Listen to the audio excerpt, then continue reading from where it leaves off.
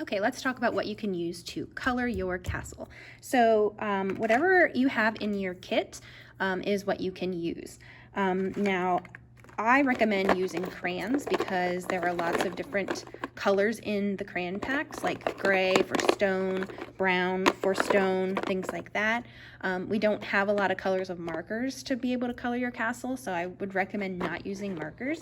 Colored pencils would be an option, but I'd say crayons are probably our best bet for this project. So I'm going to use my crayons.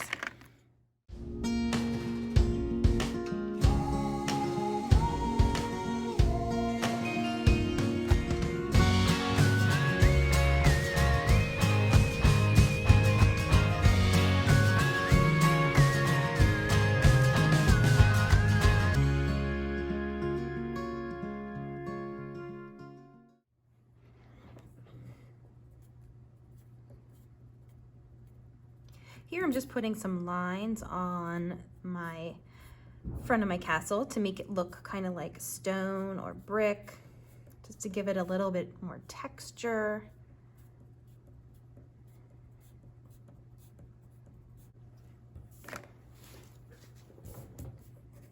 Now I decided to add a little bridge here made out of wood with my Sharpie and brown crayon.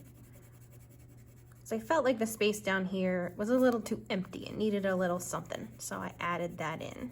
And you can do that if while you're coloring you think, oh man, I should have done this or I should have done that. It's never too late to go back and add those things. The creative process is, you know, it's ongoing. You might think of a great idea in the middle of a project and it's not too late to add that in. You can certainly do that.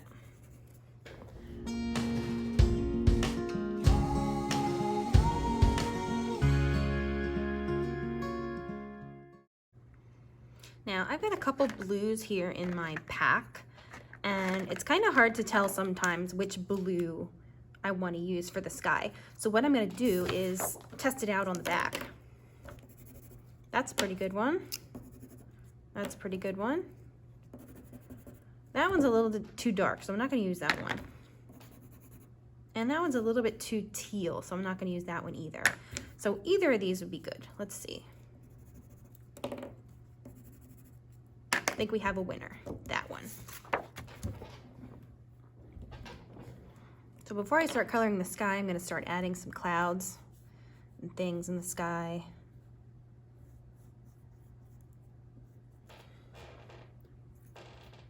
Sun.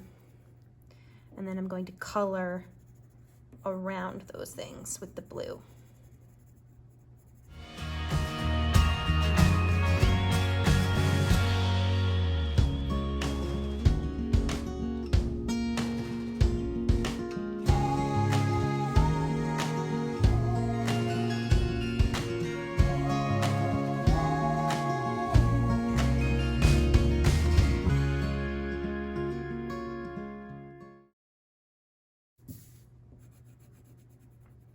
Whenever you get into small spaces, make sure you slow down.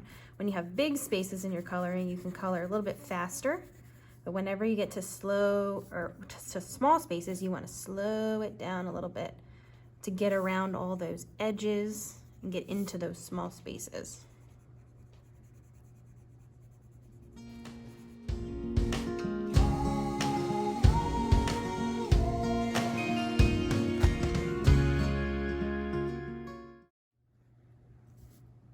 Okay, so here's my finished castle drawing, all colored and looks great. A couple things I want to point out is I decided to go back in after I colored the sky and outline the clouds and the sun because I felt like they got a little bit lost in the sky and I want them to stand out.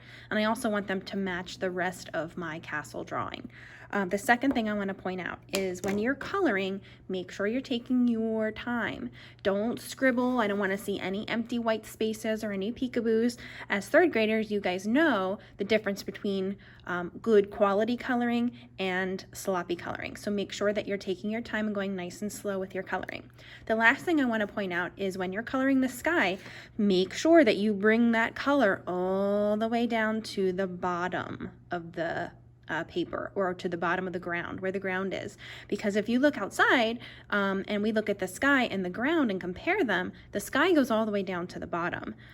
Sometimes students like to color a big block of blue at the top and then leave the space in the middle white. But as third graders, we want to really try to push our understanding of how the sky and the ground works. So whenever you're coloring the sky, make sure that it goes all the way down to the ground, okay? When you are all finished, make sure that your name is on the back, and you may put it in your table folder. If you are one of the friends at home, you can put it into a stash of your artwork and keep it safe for later.